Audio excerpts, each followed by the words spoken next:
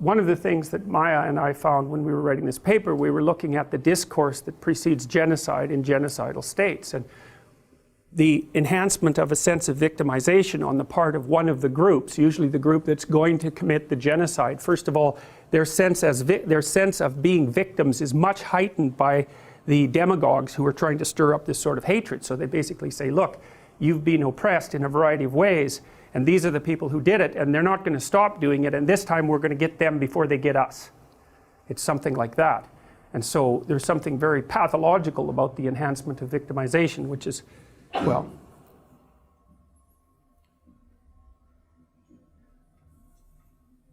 see, that the problem as far as I'm concerned with it is it's not thought through very well, because there's a point that's being made, and the point is that people have been oppressed and they suffer, and that's true, that point, but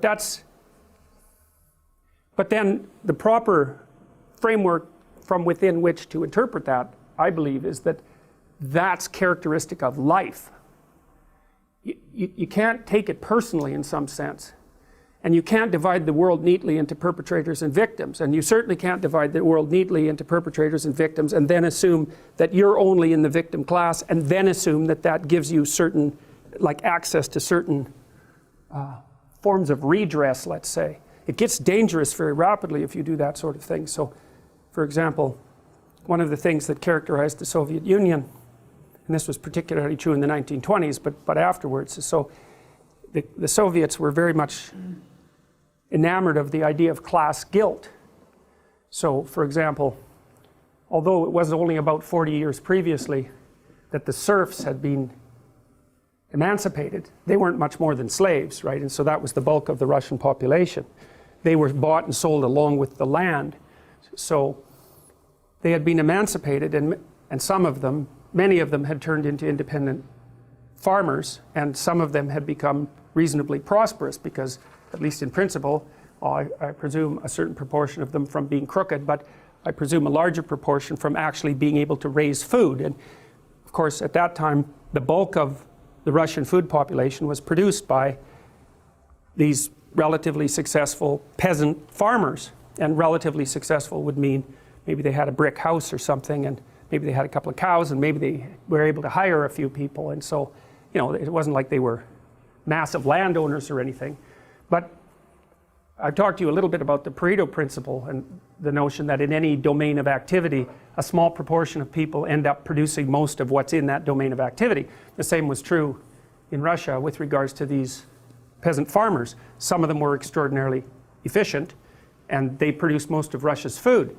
When the communists came in, they described those landholders as parasites, essentially, predicated on the Marxist idea that if someone had extracted profit from an enterprise, that they had basically stolen that profit from the people, say, that they had employed or otherwise oppressed. And so you could be a member of the kulak, K-U-L-A-K, K-U-L-A-K, you could be a member of the kulak class. And then because you were a member of that class, you were automatically guilty. And so what happened was, and you got to think this through to really understand what happened. So what happened was the intellectual communists were sent out in cadres out into these little towns to find people who would help them round up the kulaks. Now you got to think about what a small town is like, because, so imagine you're in a town and there's 3 or 4 people or maybe 10 people or something like that who are a little more successful than everyone else. And a certain number of people are going to be fine with that and maybe even happy about it because they regard those people as particularly productive and, you know, as stalwart members of the community, regardless of their flaws. But there's going to be some people who are not happy about it at all, that are going to be very resentful about that and jealous. And so those are going to be people whose characters, I would say, are of the less positive type. And so when the intellectuals came in and described the reason that these people should be treated as parasites and profiteers, then it was the resentful minority in those towns, and that would be the kind of guy that hangs around in the bar all the time and is completely unconscientious and fails at everything and then blames everyone else for it. The intellectuals came in and said, this is unfair that this happened to you. You've actually been victimized, and now it's your opportunity to go have your revenge.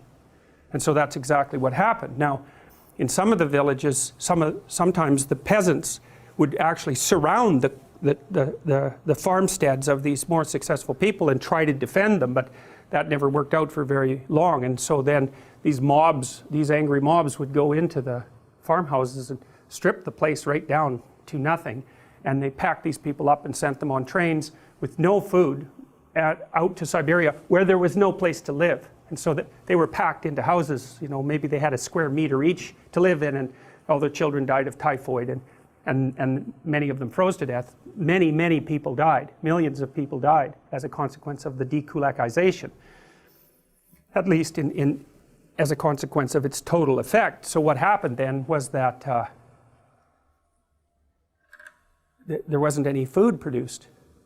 And so then 6 million Ukrainians starved to death in the 1920s, which is something you never hear about, right? You never hear about that. Why do you never hear about that? That's a question worth asking. You know, it was an absolute catastrophe. They used to, so these people were starving, right to the point of cannibalism, right? I mean, it was ugly as anything you could possibly imagine. If you were a mother, and so you're supposed to hand all your grain into the central committee, mostly for distribution into the cities. You didn't get to keep any for yourself. And so maybe then afterwards, if you were a mother, you'd go out in the fields that had already been harvested, and you'd pick up individual grains of wheat. And if you didn't turn those in, that was death for you. So that's how far it was pushed. So, well, so that's a little story about how victimization, how the idea of victimization and perpetration can get out of hand extraordinarily rapidly. And so whenever people are beating the victim drum, you know, they'll cover that up with empathy, roughly speaking. We're speaking on behalf of the oppressed. It's like, maybe you are, but maybe you're no saint, because, you know, you're so sure that you're a saint and you're only speaking from the position of good. It's highly unlikely.